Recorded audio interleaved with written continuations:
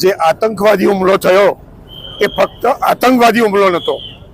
એટલા માટે આતંકવાદી હુમલો નહોતો કે ત્યાં રહેલા સહેલગાડીઓ કે જે પર્યટકો હતા એ પર્યટકોને ધર્મના નામ ઉપર અલગ કરીને ફક્ત અને ફક્ત હિન્દુ ધર્મના લોકોને જ મારવામાં આવ્યા છે.